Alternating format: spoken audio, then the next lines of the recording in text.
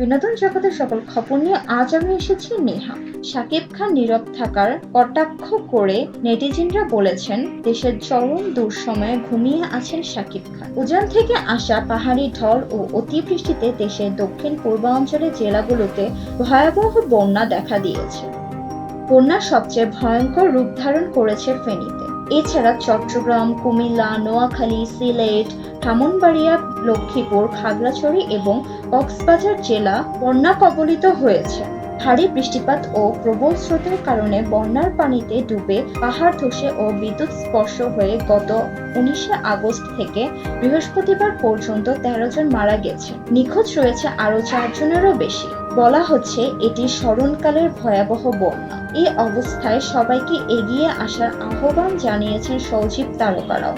দেশে বন্যা পরিস্থিতি নিয়ে গত দুদিন ধরে সোচ্চারা তারা। আবার বেশ কয়েকজন অভিনয় শিল্পী ও সঙ্গীত শিল্পী সাহায্য নিয়ে বন্যার্থদের কাছে ছুটে গিয়েছে। তবে বরাবরের মতোই নীরব রইল শাকিব খান। স্মরণকালে এই ভয়াবহ বন্যায় সহযোগিতা তো দূরেই থাক, অফিসিয়াল ফেসবুক পাতায়ও এ নিয়ে একটি শব্দও লিখতে দেখা যায়নি।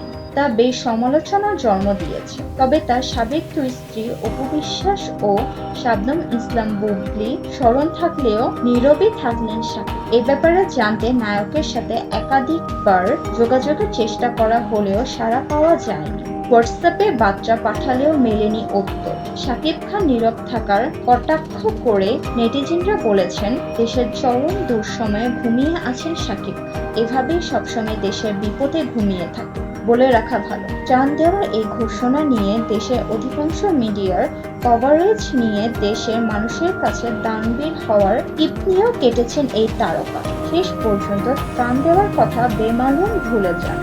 শাকিব খান দেশে ফিরে বা নিউ ইয়র্কে বসে বন্যার্থদের কাছে ত্রাণ দিয়েছেন এ খবর কোথাও পাওয়া যায়নি সে সময়। নেটিজেনরা আরও বলেছেন শাকিব খান ঘুমিয়ে আছে, ঘুমিয়েই থাকুক। আমার ভিডিওটি ভালো লাগলে আপনারা অবশ্যই সাবস্ক্রাইব করুন।